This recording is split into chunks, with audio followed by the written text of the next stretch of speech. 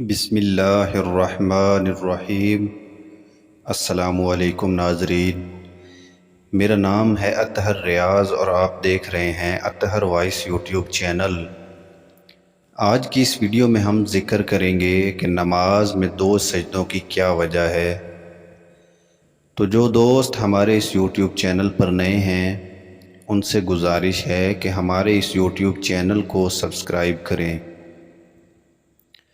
کہا جاتا ہے کہ نماز میں 2 سجدوں کی ابتدا بھی یہیں سے ہوئی جو ذریت آدم علیہ السلام نے روز میثاق کیے تھے کہ آدم علیہ السلام نے اپنی ذریت میں بعض کو سفید اور نورانی، بعض کو سیاہ و تاریک دیکھا، بعض کو تندرست، بعض کو بیمار، بعض کو خوش و خرم اور بعض کو افسردہ، بعض کو مالدار اور بعض کو فکر و فاقہ کا شکار دیکھا۔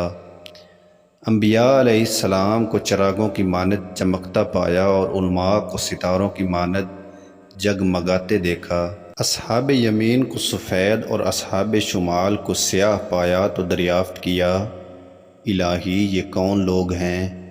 خطاب الہی ہوا کہ یہ جو چراغوں کی طرح چمک رہے ہیں یہ تمہاری ذریت میں پیدا ہونے والے نبی ہیں، اور یہ جو ستاروں کی طرح جگمگا رہے ہیں یہ وارث انبیاء تمہاری ذریت میں پیدا ہونے والے علماء ہیں، اور یہ جو سفید نظر آنے والے تمہاری ذریت کے نیک بخت ہیں، اور یہ سیاہ اور تاریک اصحاب شامل تمہاری امت کے نافرمان ہیں۔ قصص الانبیاء اور دوسری روایتوں کے مطابق جماعت انبیاء میں بعض آفتاب کی مانند، بعض مہتاب کی طرح، بعض چمکتے دمکتے سیاروں کی طرح، بعض شمع اور بعض چراغ کی مانند تھے۔ ان کی تفصیل اس طرح بیان کی گئی ہے کہ آفتاب سے مراد ذات پاک جناب احمد مجتبیٰ محمد مصطفیٰ صلی اللہ علیہ وسلم کی تھی۔ چاند اور دوسرے بڑے ستارے سے مراد دیگر انبیاء علیہ السلام تھے۔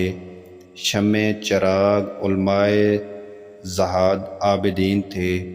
سفید تمام مسلمان اور سیاہ وہ کافر تھے۔ اس کے بعد اہل سعادت کو بشارت دی گئی اور اہل شقاوت کے لیے فرمایا گیا۔ آدم علیہ السلام نے عرض کیا، الہی تو نے سب کو یکساں کیوں نہ بنایا؟ خطاب الہی ہوا کہ ہماری مشیت اس بات کی متقاضی تھی کہ وہ جو ہماری نعمتوں کا حقدار بنے، ہماری شکر گزاری کرنے والا ہو، اور ہم ان پر اپنی نعمتیں اور رحمتیں فرمائیں اور انہیں طرح طرح کی نوازشوں سے آراستہ و پیراستہ کریں۔